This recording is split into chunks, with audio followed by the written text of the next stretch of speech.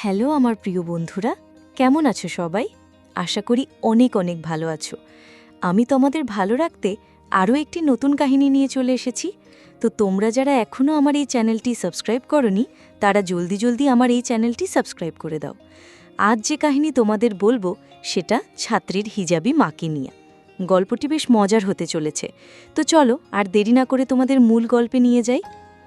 আমি সাব্বির, ঢাকায় থাকি এবং দেশের স্বনামধন্য প্রতিষ্ঠান বুয়েটের ছাত্র। বুয়েটের ছাত্র হবার সুবাদে টিউশনি কম পাই না, এ জীবনের রোমাঞ্চকর ঘটনারও কোনো কমতি নেই। আস্তে আস্তে সব বলবো আপনাদের। আজকে যে ঘটনার কথা বলতে যাচ্ছি তা বুয়েট লাইফের শুরুর দিকে। বন্ধুর মাধ্যমে 10ম শ্রেণীর এক মেয়েকে পড়ানোর সুযোগ পেয়েছিলাম। মেয়েটির নাম নিপা। এই বয়সেই বেশ আকর্ষণীয়। প্রথম দেখাতেই তাকে মনের রানী বানানোর ইচ্ছে জেগেছিল এবং আমি সফলও হয়েছিলাম। সে গল্প হবে পরে। আজ শুরু করব তার মাকে দিয়ে। আন্টির নাম সুমি, বয়স 35-এর কাছাকাছি। আমি নিশ্চিত ছেলেবুড়ো যেই তাকে দেখবে খালি শ্যাম্পুর বোতলও ভরে ফেলবে। কিন্তু সবার কপালে সেই সুযোগ হয় না, কেননা আন্টি ছিল খুব ধার্মিক। 5 ওয়াক্ত নামাজ পড়ত, তাহাজ্জুদও পড়ত। বাহিরে বের হলে ঢোলাঢালা বোরকা পরত, যাতে কোনো সম্পদ কোনো ক্রমেই দৃষ্টিগোচর না হয়। ঘরে নর্মাল শালীন পোশাক পরলেও কি আর লুকানো যেত? গুরুত্বপূর্ণ কথা বলতে ভুলেই গেছি। আঙ্কেল সৌদি থাকে, ওখানে বিশাল বিজনেস করে। ঢাকায় নিজেদের বাড়ি, বছরে একবার দেশে আসেন। বাড়িতে কাজের মহিলা, দারোয়ান, ড্রাইভার, কেয়ারটেকার এরা আছে। তবে কেয়ারটেকার, ড্রাইভার, দারোয়ানের বিশেষ কারণ ছাড়া বাড়ির ভিতরে আসা নিষেধ। আমি পুরুষ হয়েও অন্দরমহলে ঢুকতে সুযোগ পাবার মূল কারণ আমার বন্ধুর চাপাবাজি। সে আন্টিকে কনভিন্স করে যে যদি আমি তার মেয়েকে পড়াই তবে তার মেয়ে পড়াশোনায় খুব ভালো করবে। আমি পড়াশোনায় যতটা ভালো, আবার সেই দিক দিয়ে ততটাই পাকা। তবে কাউকে জোর করে কিছু করা আমার দ্বারা হয় না। পটিয়ে রাজি করে হলে যেটা পাওয়া যায়, জোর করে সেটা পাওয়া যায় না। চাহিদার তাড়নায় এতটাও না যে অন্য কোথাও যাব। যখন চোখের সামনে সুন্দর সবজি ফ্রিতেই পাওয়া যায়, তখন বাসি পচা সবজির দাম দিয়ে কিনবে কে? ছোটবেলা থেকেই গল্প পড়ে, ভিডিও দেখে এর উপর অনার্স কমপ্লিট করে ফেলছি। খুব বেশি বলে ফেলছি? আচ্ছা, অপেক্ষা না করিয়ে মূল পর্বে যাই। আমি সপ্তাহে পড়াতাম 3 দিন, আর এই 3 দিনই আন্টির দেখতাম, আর পড়ানোর ফাঁকে নিপার দেখে অ্যাটাচড বাথরুমে ঢুকে ফ্রেশ হয়ে নিতাম। এভাবে করতে করতে অধৈর্য হয়ে উঠলাম, আর মনে মনে সিদ্ধান্ত নিলাম মা অথবা মেয়ে, যে কোনো একটাকে। কিন্তু কিভাবে শুরু করব বুঝতে পারছিলাম না। আমি জানতাম স্বামী বিদেশে থাকার কারণে আন্টির চাহিদা অপূর্ণ আছে, কিন্তু ধার্মিকতার কারণে তা লুকিয়ে রাখেন। আমি আস্তে আস্তে পড়ানোর ফাঁকে ফাঁকে আন্টির সাথে হালকা পাতলা গল্প করতে করতে ফ্রি হয়ে গেলাম। আস্তে আস্তে আন্টি আমার সাথে অনেক ফ্রি হয়ে গেলেন।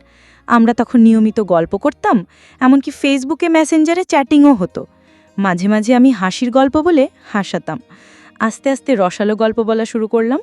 আন্টি প্রথম প্রথম এই দুষ্টু কি বলো এসব বলেলো, সে যে এনজয় করছে খুব বুঝতাম।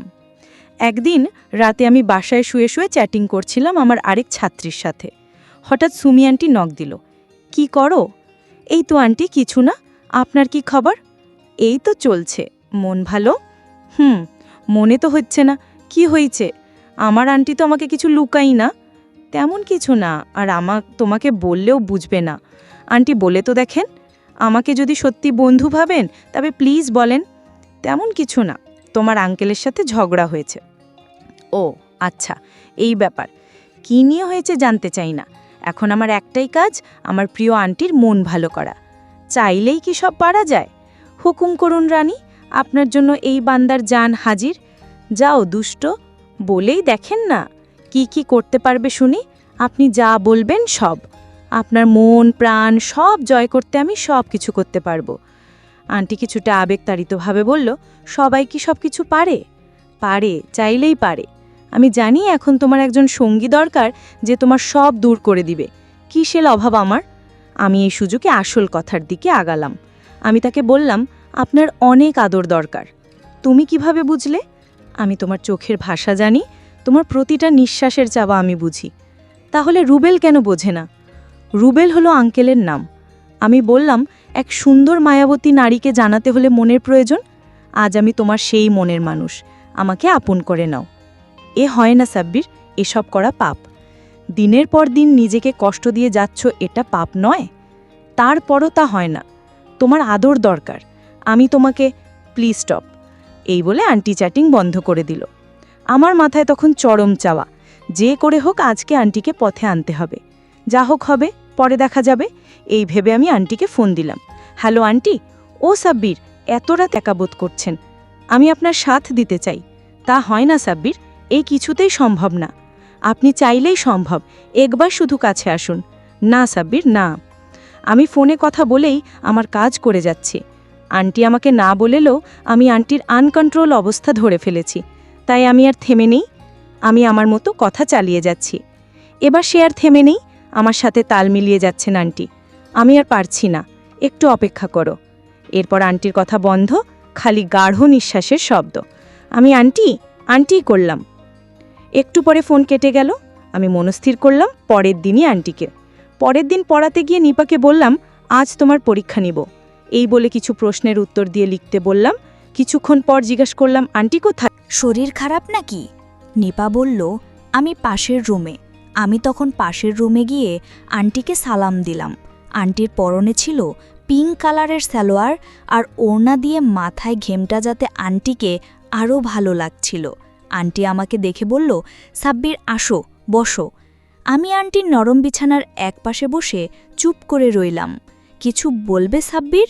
আমি আন্টির দিকে তাকালাম শুধু। আন্টি আমার চোখের ভাষা পড়ে বললেন, তুমি যা ভাবছ, যা চাচ্ছ, তা হয় না সাব্বির। কেন হবে না আন্টি? আপনি চাইলেই হবে। এটা পাপ সাব্বির। আমি আন্টির হাত ধরে বললাম, পাপ পুণ্য বিচারের সময় এখন না। আমি জানি আমার আন্টির এখন শুধু আমাকেই দরকার। এই বলে আন্টিকে আর কিছু বলার সুযোগ না দিয়ে আমি শুরু করলাম। আন্টি হালকা বাধা দিলেও একদম ছাড়িয়ে নেবার চেষ্টা করছে না। আমি ক্রমশ সাহসী হয়ে হাত বাড়ালাম।